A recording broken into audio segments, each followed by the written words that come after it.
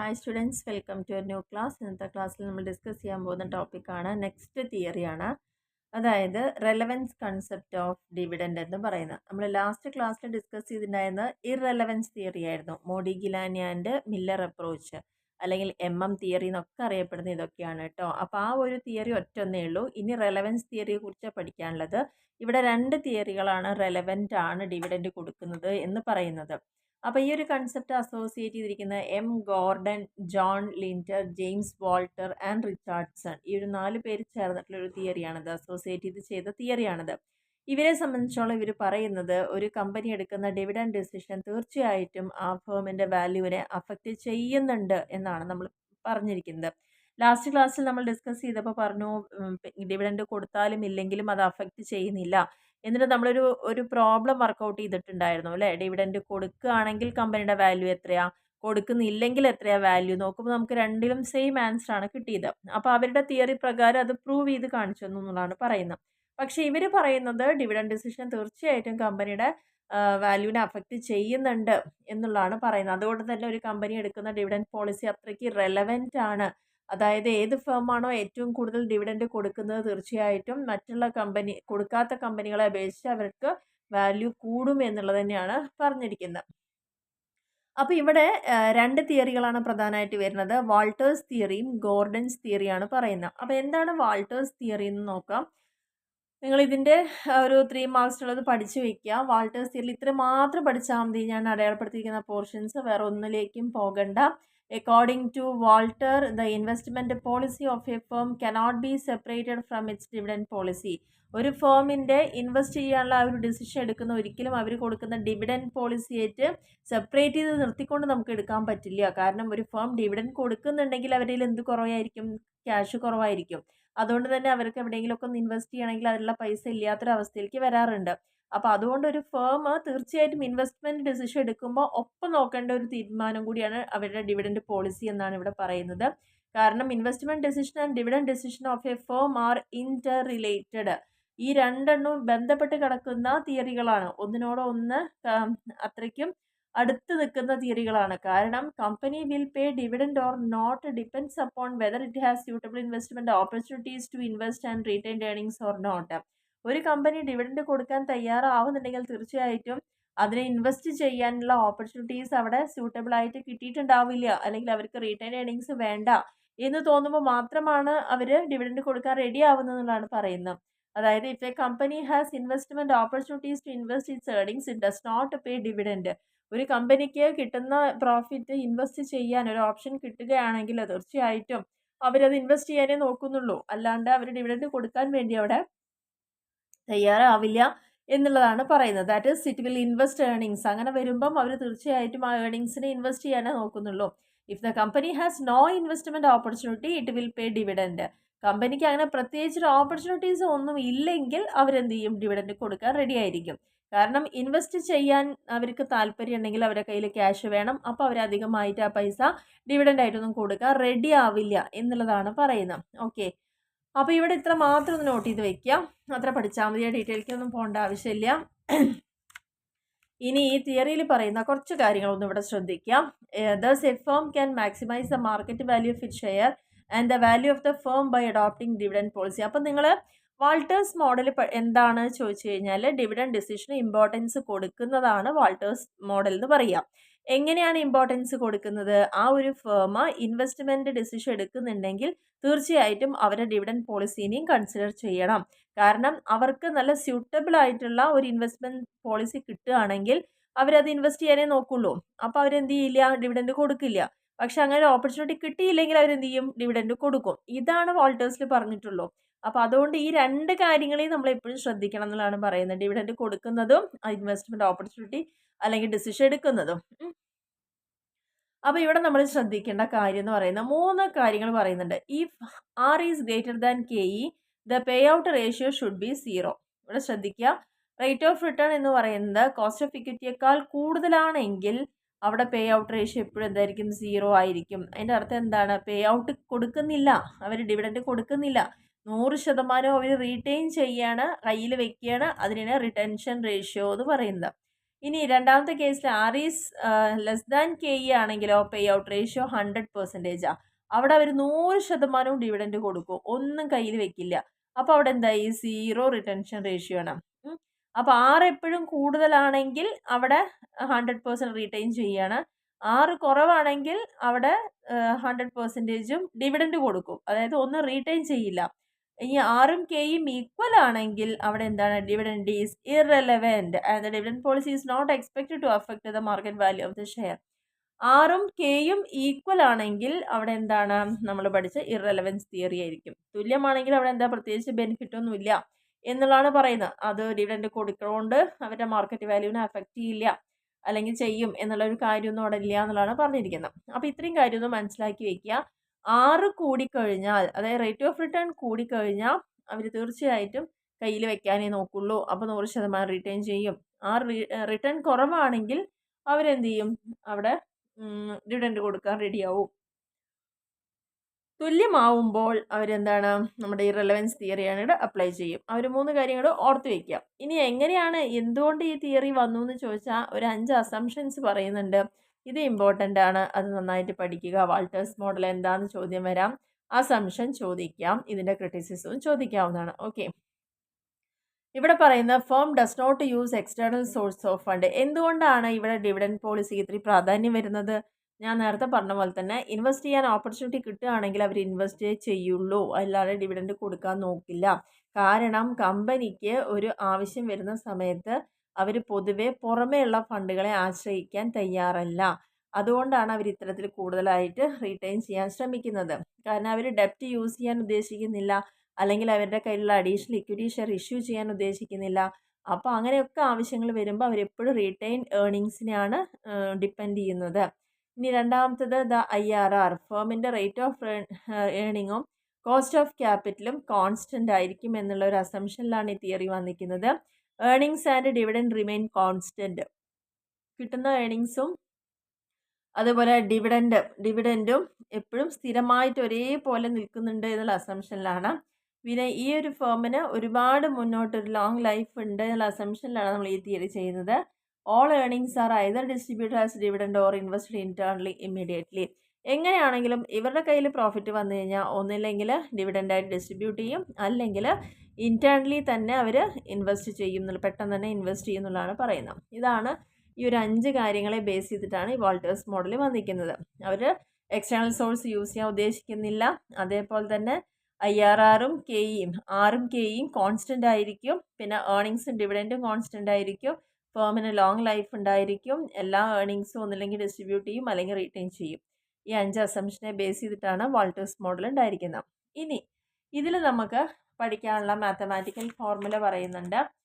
അപ്പോൾ ഇത് കുറച്ചും കൂടി സിമ്പിളാണ്. നമ്മൾ ഇന്നലെ ചെയ്തപ്പോൾ ഒരു 4 ഇക്വേഷനൊക്കെ പഠിക്കേണ്ടി വന്നു അല്ലേ, എമ്മും വിയും P1ഉം P0 ഒക്കെ പഠിക്കേണ്ടി വന്നു. പക്ഷേ ഇവിടെ എന്ന് പറയുമ്പോൾ ഇവിടെ നമുക്ക് പ്രധാനമായിട്ടും പഠിക്കേണ്ട രണ്ട് ഇക്വേഷനേ ഉള്ളൂ കേട്ടോ. വാൾട്ടേഴ്സ് ഫോർമുല എന്ന് പറയുന്നത് ഇവിടെ ഷെയർ വാല്യുവേഷൻ മോഡലാണ് നമ്മൾ പഠിക്കുന്നത്. ഷെയറിൻ്റെ വാല്യുവേഷനാണ് നോക്കുന്നത്. P = D/KE - G. ഇത്രയേ ഉള്ളൂ. P എന്ന് പറഞ്ഞാൽ എന്താ, ഇക്വിറ്റി ഷെയറിൻ്റെ പ്രൈസ്. D എന്താ, അതിന് കൊടുക്കുന്ന ഡിവിഡൻഡ്. KE എന്താണ്, കോസ്റ്റ് ഓഫ് ഇക്വിറ്റി. G എന്താണ്, അതിൻ്റെ എക്സ്പെക്റ്റഡ് റേറ്റ്, ഗ്രോത്ത് റേറ്റ്, എത്ര കൂടുന്നുള്ളത്. അപ്പോൾ ഇവിടെ സിമ്പിളായിട്ട് തന്നെ വാൾട്ടേഴ്സ് മോഡൽ പഠിക്കാം. P = D/KE - G. ഇനി ഇതാണ് ഷെയർ വാല്യുവേഷൻ നടത്താനുള്ള ഇക്വേഷൻ എന്ന് പറയുന്നത്. ചില സമയത്ത് Walter has derived a formula this effect of payment of dividend on the share price. അങ്ങനെ ഷെയർ പ്രൈസിൽ നമുക്ക് പ്രത്യേകിച്ച് ഒരു പേയ്മെൻറ്റ് കൊടുക്കാൻ derived a formula decide the effect of payment of dividend on share പ്രൈസും അതുപോലെ തന്നെ ഡിവിഡൻറ്റിൻ്റെ എമൗണ്ടും കൊടുക്കുന്ന ആ ഒരു പേയ്മെൻറ്റ് ചെയ്യുന്നുണ്ടെങ്കിൽ അതിൻ്റെ ഇഫക്റ്റ് എങ്ങനെയാണ് ഷെയർ പ്രൈസിനെ അഫക്റ്റ് ചെയ്യുന്നത് എന്നുള്ളതാണ് ഇവിടെ നോക്കുന്നത്. അപ്പോൾ ഇവിടെ ഇക്വേഷൻ നോക്കൂ, ഒന്ന് ചെറുതായി ചേഞ്ച് ആയിട്ടുണ്ട്. നമ്മുടെ ഇക്വേഷനിൽ D അതേപോലെ തന്നെ വന്നു. ഇവിടെ എന്ത് വന്നു, R/KE ആണ്, അതായത് റിട്ടേണും നമ്മുടെ കോസ്റ്റ് ഓഫ് ഇക്വിറ്റിയും ഇൻറ്റു E - D, അതായത് equity minus dividend, earnings minus dividend divided by KE. അപ്പോൾ ഇവിടെ എന്താണ് വ്യത്യാസം വന്നതെന്ന് വെച്ച് കഴിഞ്ഞാൽ ഇമ്പാക്റ്റ് നോക്കുകയാണ്. അതായത് ഷെയറിൻ്റെ പ്രൈസും നമ്മൾ കൊടുക്കുന്ന ഡിവിഡൻഡും തമ്മിലുള്ള ഇമ്പാക്റ്റ് ആണ് നോക്കുന്നതെങ്കിൽ അവിടെ ഇക്വേഷൻ എന്തായി മാറി? P equal to d plus r by k e into e minus d by k e. അപ്പോൾ അവിടെ പി എന്താണെന്നുള്ള അറിയാതിരിക്കേണ്ട. മാർക്കറ്റ് പ്രൈസ് ആണ്, ഡി ഡിവിഡൻ്റ് ആണ്, ആർ റേറ്റ് ഓഫ് റിട്ടേൺ ആണ്, k e cost of equity ആണ്, ഇ എന്ന് പറയുന്നത് ഏർണിംഗ് പെർ ഷെയർ ആണ്. അപ്പോൾ നമുക്ക് അതിൻ്റെ ബേസിൽ ഈ ഒരു പ്രോബ്ലം ഒന്ന് ചെയ്ത് നോക്കാം. നമുക്കപ്പോൾ എളുപ്പത്തിൽ മനസ്സിലാവും. ഇവിടെ കുറച്ച് ഇൻഫർമേഷൻ തന്നിട്ടുണ്ട്. ക്യാപിറ്റലൈസ് ചെയ്യുന്ന റേറ്റ് 10% ആണ്. ഏർണിംഗ് പെർ ഷെയർ, ഒരു ഷെയറിൻ്റെ മുകളിൽ കിട്ടുന്ന ഏർണിങ്സ് എത്രയാണ്? 12 രൂപ. നമ്മളോട് പറഞ്ഞിരിക്കുന്നത് ഈ 3 റേറ്റ് ഓഫ് റിട്ടേണിൽ അസ്യൂം ചെയ്യാനാണ് പറഞ്ഞത്. 16% കിട്ടുകയാണെങ്കിൽ, 8% കിട്ടുകയാണെങ്കിൽ, 10% റേറ്റ് ഓഫ് റിട്ടേൺ കിട്ടുകയാണെങ്കിൽ എങ്ങനെയാണെന്നുള്ളത് കാണാൻ പറഞ്ഞിട്ട്, അതിന് വേണ്ടിയിട്ട് അതിൻ്റെ ഇഫക്റ്റ് കാണാൻ, അപ്പോൾ നമ്മൾ പറഞ്ഞല്ലോ ഡിവിഡൻഡ് കൊടുക്കുന്നതും ഷെയർ പ്രൈസും തമ്മിലുള്ള ഇഫക്റ്റ് കാണാൻ വേണ്ടിയിട്ട് ഇവിടെ ഒരു 4 ഓപ്ഷൻ അവർ കൊടുത്തിട്ടുണ്ട്. ഡിവിഡൻഡ് കൊടുക്കുന്ന പേ ഔട്ടുകൾ തന്നിട്ടുണ്ട്. 0% പറഞ്ഞെന്താ? ഒന്നും കൊടുക്കുന്നില്ല ഡിവിഡൻഡ്. 50% മാത്രം കൊടുക്കുന്നു, 75% മാത്രം കൊടുക്കുന്നു, 100% ഡിവിഡൻഡ് കൊടുക്കുന്നു. അങ്ങനെ 4 കാര്യങ്ങൾ ഇവർ പറഞ്ഞിട്ടുണ്ട്.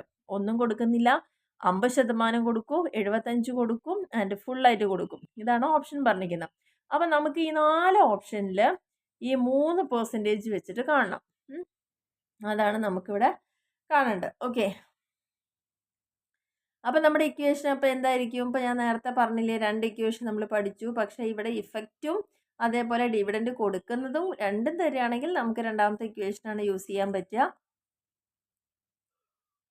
ഇക്വേഷൻ എന്ന് പറയുന്നത് d plus r by k e into e minus d divide by k E.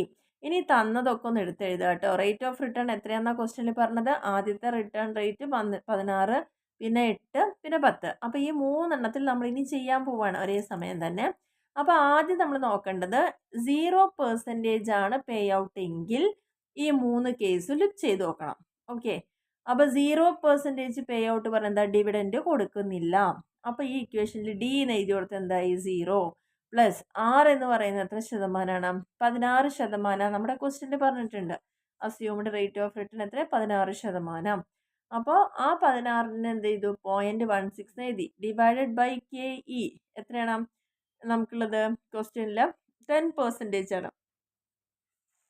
Capitalisation rate 10% ആണ്. അപ്പോൾ അവിടെ 0.10 ഇൻറ്റു നമുക്കിവിടെ എന്ത് എഴുതണം? Earning per share minus dividend. Earning per share എത്രയാണ്? ഒരു ഷെയറിൻ്റെ മുകളിൽ എത്ര കിട്ടുന്ന പറഞ്ഞത്? 12. അപ്പോൾ 12 മൈനസ് ഡിവിഡൻഡ് എത്രയാ? 0. ഡിവിഡൻഡ് കൊടുക്കുന്നില്ലല്ലോ.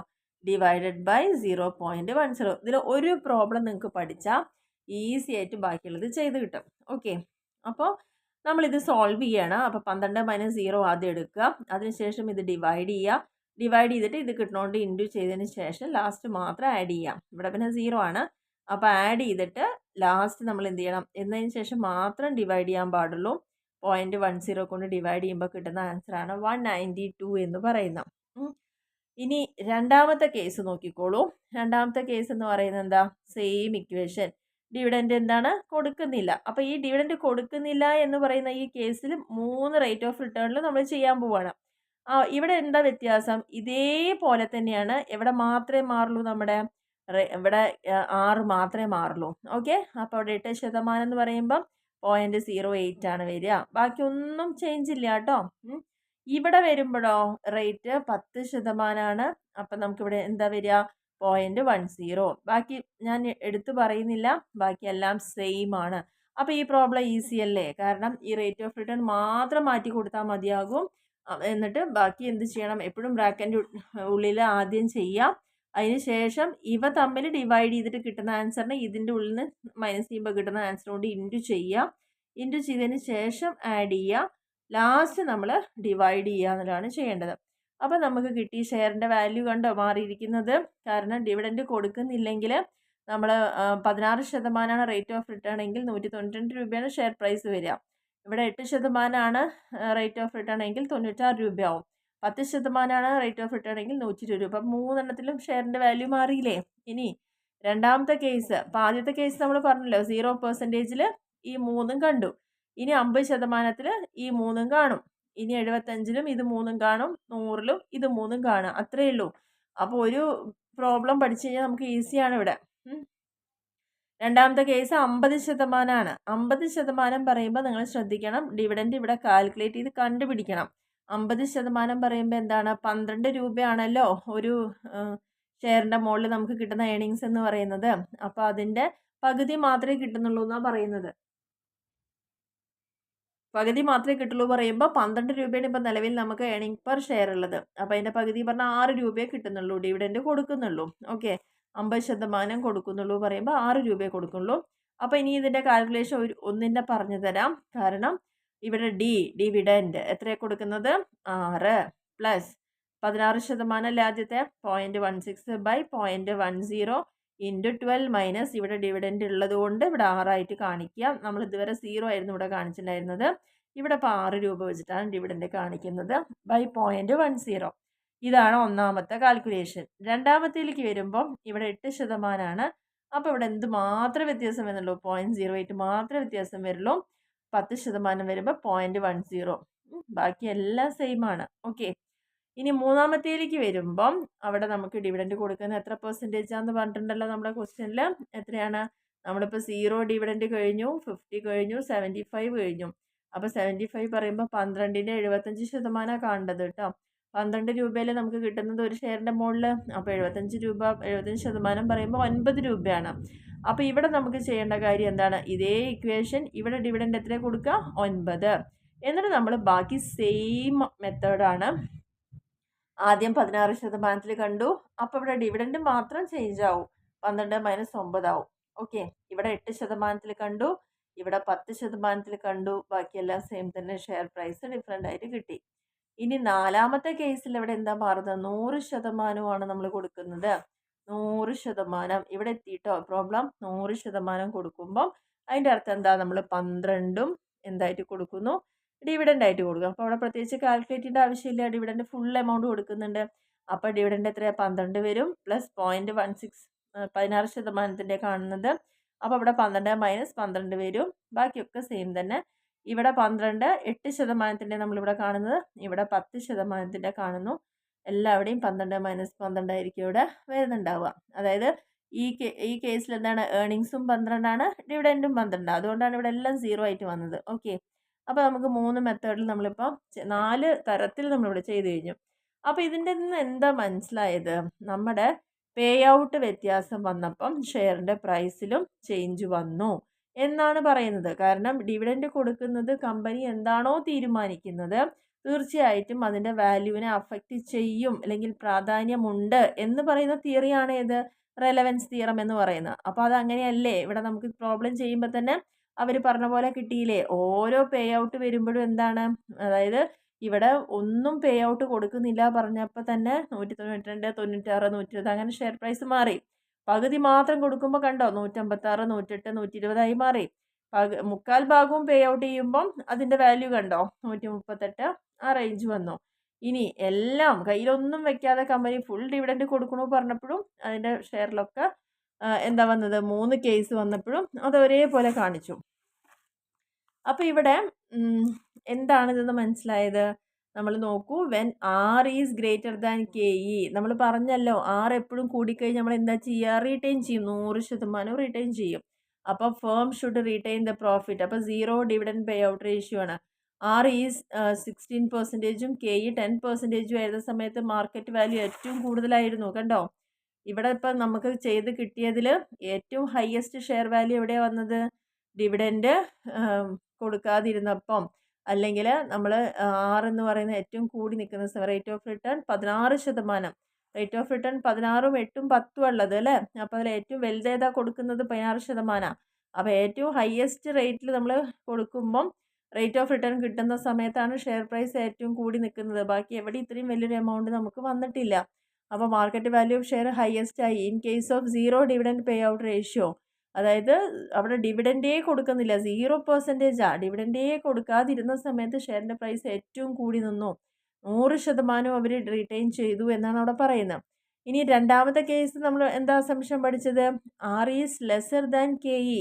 ആറ് എന്ന് പറയുന്നത് KEനേക്കാട്ടിലും കുറവാണെങ്കിൽ അതായത് ഇവിടെ 8% ആറ് എന്ന് പറയുന്നത് അല്ലേ. രണ്ടാമത്തെ റേറ്റ് ഓഫ് റിട്ടേൺ പറഞ്ഞത് 8% ഉള്ളൂ. ആ 8% എന്നുള്ളത് ഏതിനേക്കാട്ടിലും ഏതാ കൂടുതൽ നിൽക്കുന്നത്? നമ്മുടെ KE ആണ് കൂടുതൽ നിൽക്കുന്നത്. കോസ്റ്റ് ഓഫ് ഇക്വിറ്റി ആണുള്ളത് എത്ര? 10%.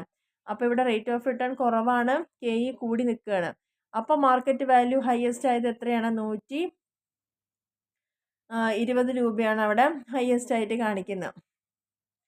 8% വന്ന സമയത്ത് നമുക്ക് കിട്ടിയ വാല്യൂ ആണ് 120 എന്ന് പറയുന്നത്. In case 100% dividend pay out റേഷ്യോയിൽ വന്നപ്പം 100% എന്താ ഡിവിഡൻഡ് കൊടുത്തു, അല്ലാണ്ട് 0. ഇവിടെ കണ്ടോ, പേ ഔട്ട് 100% കൊടുത്ത സമയത്താണ് ഹയസ്റ്റ് എത്ര വന്ന് 120 എല്ലാ ഷെയർ പ്രൈസിലും വന്നിരിക്കുന്നത്. 100% കൊടുത്ത സമയത്ത്. ഇനി R is equal to KE എന്ന് പറഞ്ഞപ്പോൾ അവിടെ ഡിവിഡൻഡ് പേ ഔട്ട് റേഷ്യോയ്ക്ക് എന്താ ഒരു വ്യത്യാസവും വന്നില്ല. അവിടെ എന്താണ്? When R is 10%, KE is 10%, അല്ലേ? R ഈസ് 10% പറയുമ്പോൾ എന്താ? നമുക്ക് അറിയാം ഇവിടെ 10%. അപ്പോൾ ആറും KEയും ഈക്വലായിട്ട് വന്നു എന്നുള്ളതാണ് പറയുന്നത്. 10%, ആറും KE 10% ആയ സമയത്ത് വാല്യൂ റിമെയിൻസ് കോൺസ്റ്റൻറ്റ്. ഏത് ഡിവിഡൻഡ് പേ ഔട്ട് റേഷ്യോ ആയിക്കോട്ടെ, പക്ഷേ അതിൻ്റെ വാല്യൂ എന്തായിരുന്നു? സെയിം ആയിട്ട് മാറി എന്നുള്ളതാണ് പറഞ്ഞിരിക്കുന്നത്. അപ്പോൾ ഇവിടെ നമുക്ക് മനസ്സിലാക്കാൻ പറ്റുന്നത് ഈ 3 കണ്ടീഷൻ വെച്ചാണ് R is greater than KE എന്ന് പറയുമ്പം റേറ്റ് ഓഫ് റിട്ടേൺ കൂടുതലും കോസ്റ്റ് ഓഫ് ഇക്വിറ്റി കുറവുമാണ്. അതിൻ്റെ അർത്ഥം എന്താണ്? നമ്മൾ 100% റീറ്റെയിൻ ചെയ്തു എന്നുള്ളതാണ് അവിടെ പറയുന്നത്. ഇനി തിരിച്ച് R is lesser than KE ആവുമ്പം അവിടെ ഡിവിഡൻഡ് കൊടുത്തു, അവരൊന്നും റീറ്റെയിൻ ചെയ്തില്ല എന്നാണ് പറഞ്ഞത്. പിന്നെ ആറും KEയും ഈക്വൽ ആയിരുന്ന സമയത്ത് അവിടെ മാർക്കറ്റ് പ്രൈസിന് യാതൊരു ചേഞ്ചും വന്നിട്ടില്ല. കാരണം ആറും 10% ആണ്, KEയും 10% ആണ്. So market value remains the same. ഏത് കേസ് വന്നപ്പോഴും അവിടെ എന്തായി? കാരണം അവിടെ നമുക്ക് തുല്യമായിട്ടാണ് നിൽക്കുന്നത്. അതുകൊണ്ട് തന്നെ അവിടെ 120 രൂപയിലാണ്. അപ്പോൾ ഇവിടെ ശ്രദ്ധിക്കേണ്ട കാര്യം കണ്ടോ, 10% അപ്പോൾ എല്ലാം 120 ആണ്. രണ്ടും ഈക്വലായിട്ട് വന്ന സമയത്ത് നമുക്ക് സെയിം ആയിട്ട് 120 രൂപ വെച്ചിട്ടാണ് ഇവിടെ വന്നിരിക്കുന്നത്. രണ്ടും സെയിം ആയി വരുന്ന സമയത്താണ് അങ്ങനെ വന്നിരിക്കുന്നത്. അപ്പോൾ ഇത്രയാണ് നമ്മുടെ വാൾട്ടേഴ്സ് മോഡലിൽ പറയാനുള്ളത്. ഇനി ഈ തിയറിയുടെ ക്രിറ്റിസിസത്തിനെ കുറിച്ചും കൂടി ഒന്ന് പറയാം.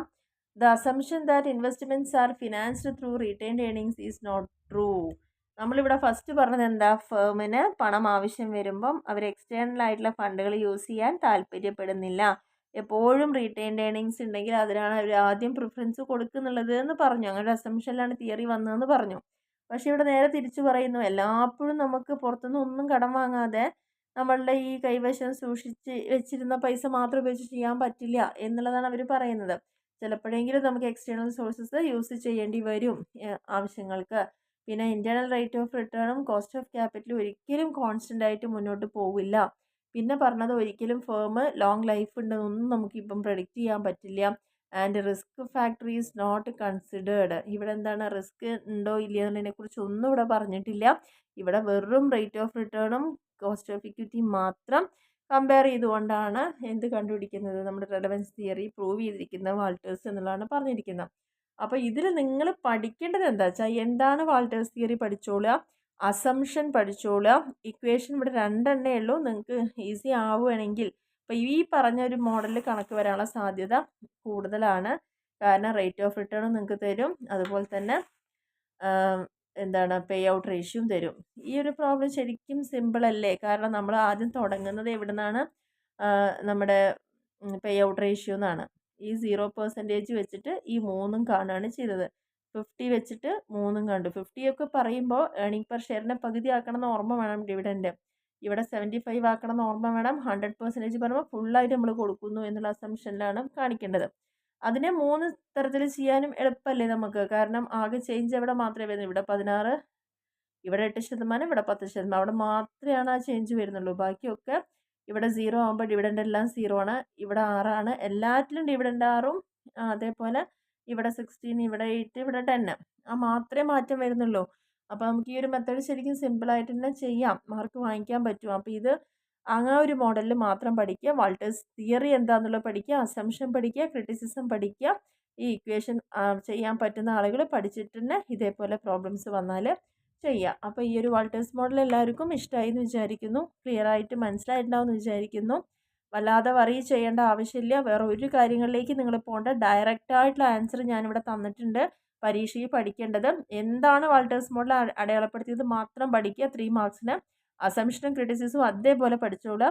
ഇക്വേഷൻ പഠിച്ചിട്ട് കണക്ക് ചെയ്യാൻ പറ്റുന്ന ആളുകൾ തീർച്ചയായിട്ടും ഇത് ചെയ്യുക. ഈ ഒരു പ്രോബ്ലം ശരിക്കും സിമ്പിളാണ്. വലിയൊരു പ്രോബ്ലമായി തോന്നിയെങ്കിലും ഈ 2 കാര്യങ്ങൾ ഇവിടെ മനസ്സിലാക്കേണ്ടുള്ളൂ. ഒന്ന് റേറ്റ് ഓഫ് റിട്ടേണും ഒന്ന് അതിൻ്റെ പേ ഔട്ട് റേഷ്യോ. അത് വെച്ചിട്ട് മാത്രമാണ് നമ്മളിവിടെ ചെയ്തിരിക്കുന്നത്. ഓക്കെ, ഒറ്റ ക്വസ്റ്റ്യൻ ഈ ഒരൊറ്റൊന്ന് മനസ്സിലായ ആൾക്ക് ബാക്കി എല്ലാം ഈസി ആയിട്ട് ചെയ്യാൻ പറ്റും. അപ്പോൾ ഇന്നത്തെ വീഡിയോ നിങ്ങൾക്ക് ഇഷ്ടപ്പെടുകയാണെങ്കിൽ തീർച്ചയായിട്ടും ലൈക്ക് ചെയ്യാനും ഷെയർ ചെയ്യാനും കമൻറ്റ് ചെയ്യാനും മറക്കരുത്. അതേപോലെ തന്നെ സബ്സ്ക്രൈബ് ചെയ്യാത്ത ആളുകളിൽ തീർച്ചയായിട്ടും ഒന്ന് സബ്സ്ക്രൈബ് ചെയ്യുക, ചാനൽ സപ്പോർട്ട് ചെയ്യുക. Okay, thank